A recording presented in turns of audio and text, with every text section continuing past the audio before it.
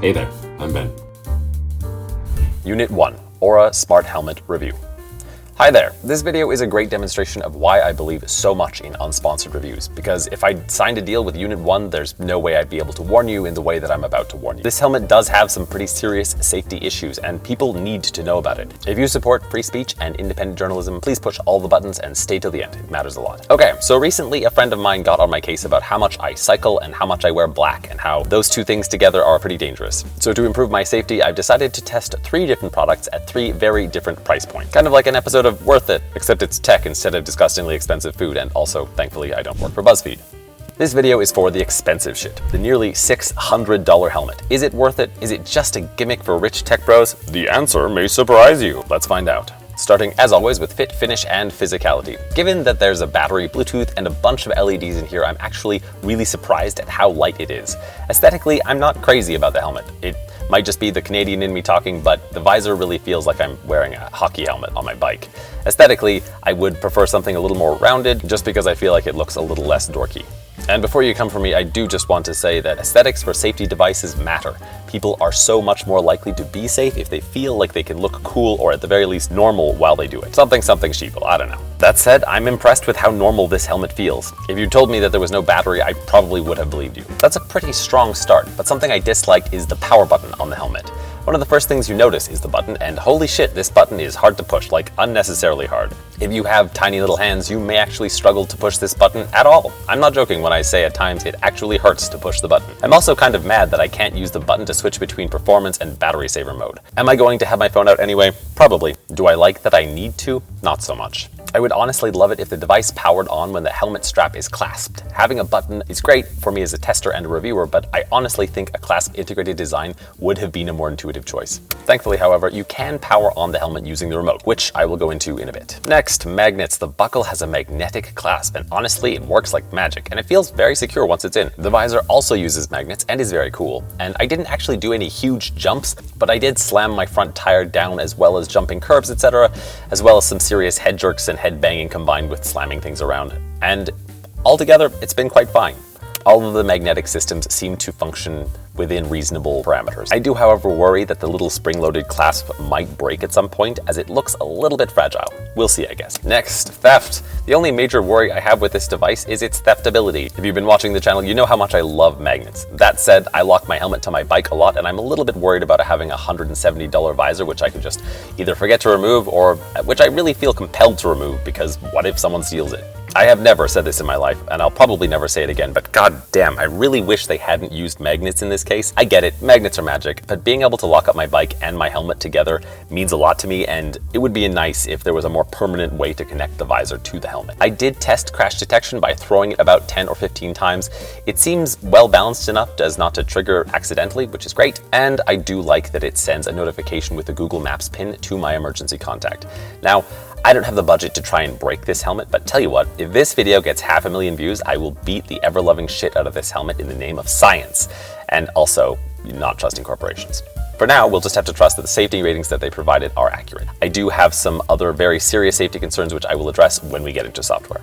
Next, the remote. I can tell that they put a lot of thought into this, and frankly, I think they went in the wrong direction. Basically, they know that you have to charge the remote semi-regularly, which is like every couple of weeks, which means that it should be easy to remove. It's got a good twist-off design, but you have to use both hands to do it. Also, the elastic mount can be vandalized or stolen very easily. This means that I need to take the remote with me constantly, and that I'm worried about the mount getting damaged. Frustrating because this device is really easy to lose. It's smaller than an AirPods case, not to mention that if the elastic snaps, it's just gone forever. The other issue is latency and battery life.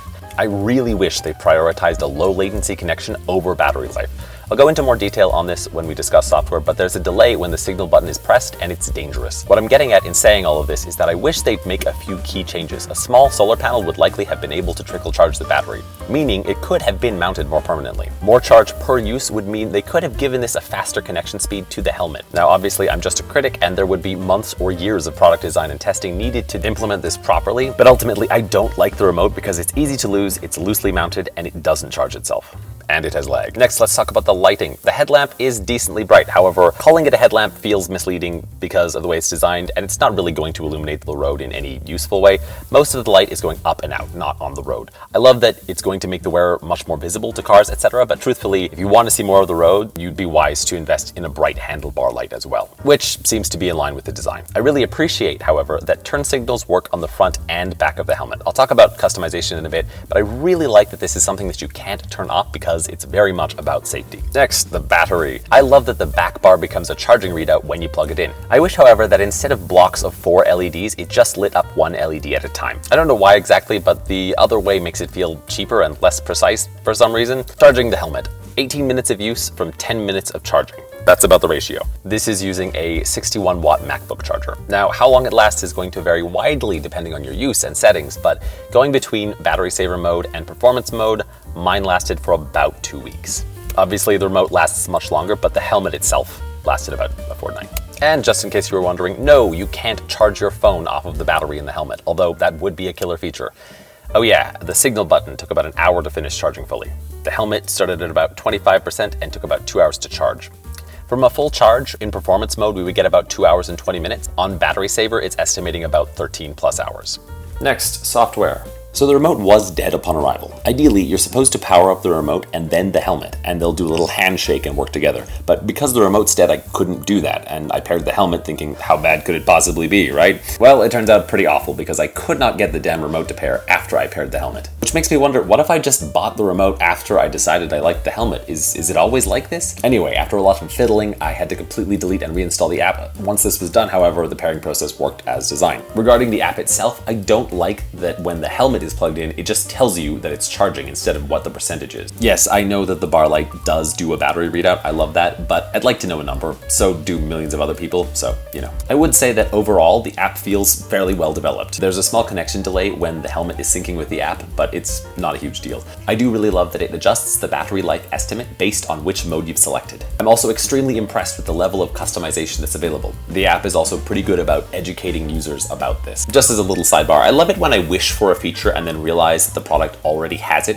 In this case, I really wanted a setting where the headlamp was on without strobing and the rear one was flashing at a lower brightness. I was able to create exactly this using the app, and frankly, the only thing you can't choose is light color. It feels like a really strong blend of form and function. I also love that even as you're building your preset, it'll give you an estimate of what the battery life would be with that preset. There is also some bad here, however. There doesn't appear to be any way to edit any of the presets that you've made. Instead, you'd need to load up the one that you want to change, select create new preset in the top right, and then choose start from the current preset. Effectively, it's cloning it and then you're altering that, but otherwise you'd have to delete the old version once you're done. It's just a little bit clunky. Okay, now we get to go in depth on the remote. So you know how I said the button was terrible for turning on the helmet? Well, it turns out they thought of that, because of course they did. Pressing both buttons on the remote for about 3 seconds turns on the helmet. This is yet another moment where I wished for a feature and found out that they've implemented it already. Good job, Unit 1.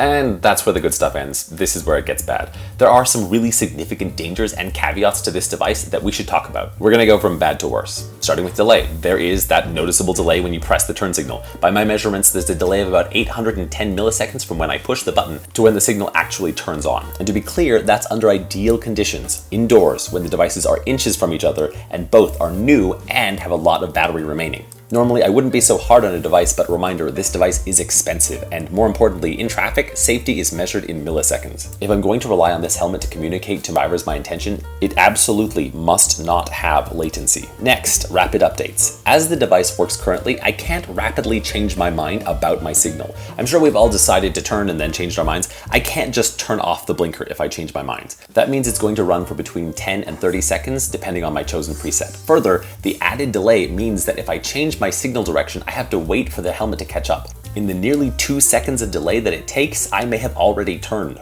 I would be less mad about this if there wasn't 100 years of car signal design to use as precedent. Lastly, and worst of all, there are times when this just doesn't work. There are two parts to this. Sometimes the remote just doesn't work. Up to this point, maybe I could excuse the latency to a degree, but failure to signal or failure to turn on the helmet is tantamount to selling a faulty life preserver. Add to this the fact that it's hard to tell if the device is on when it's on your head, especially during the day. This being the case, you've got a recipe for someone thinking their turn signals are working when in reality the helmet isn't even on. That's why if you buy this, I would recommend in a perfect world that you always ensure the device is fully powered on before you put it on your head. But we don't live in a perfect world, and the reality is that I and other users are not always going to have the time or care to be that careful. Lastly, I'd just like to say that a tiny haptic motor would have fixed this problem. No need for mirrors or removing my helmet to check. Again, this is a very expensive helmet, and in a world where my knowing if my turn signal worked or not is the difference between life or death, I think haptic feedback is not too much to ask.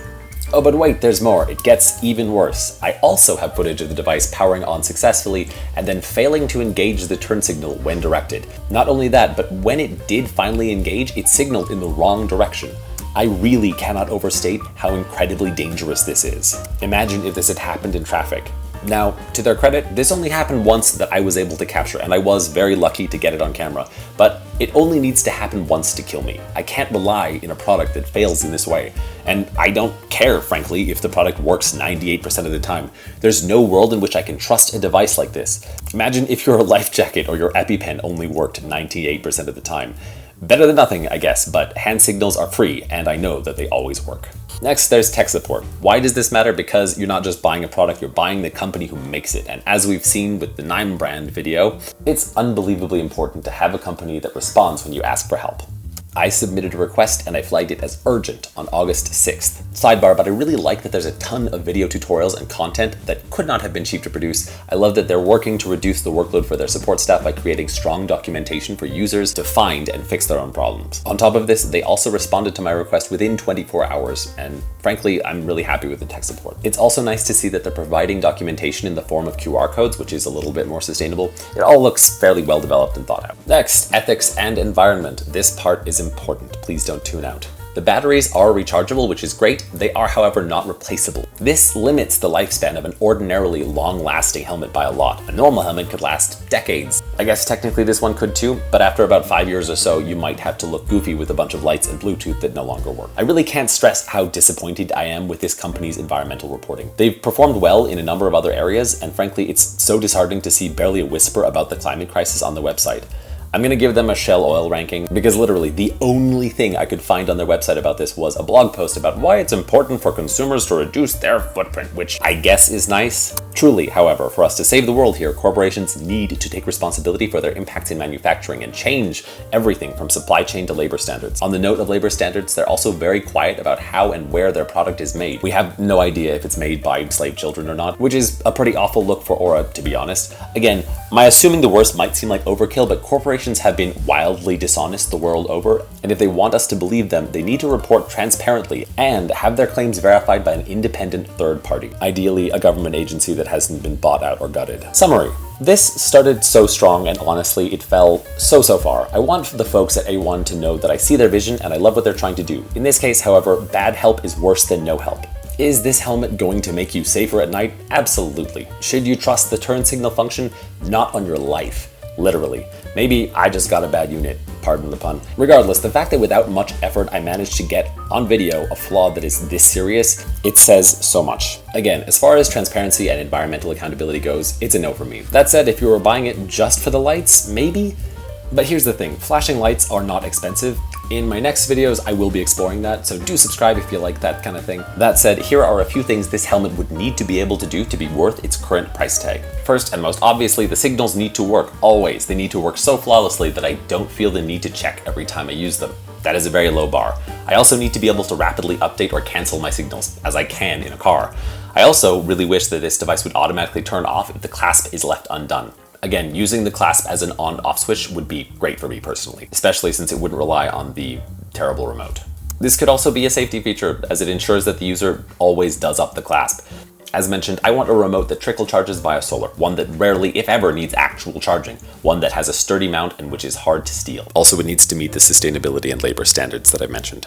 Lastly, I want some kind of Find My tech in both the helmet and remote. Because it's 2025, why not? Ultimately, I feel like I spent more time babysitting this device and ensuring it's actually doing what it says it will instead of just enjoying my ride and feeling safer while I do. The helmet is okay, but I would not trust the signals, and my suspicion is that there's a cheaper, more reliable option coming. Which, if you subscribe, you'll see in the next video, wink wink. As always, thanks for watching all the way to the end of the video. I'm Ben, this is BRBTG, and as always, I will be right back.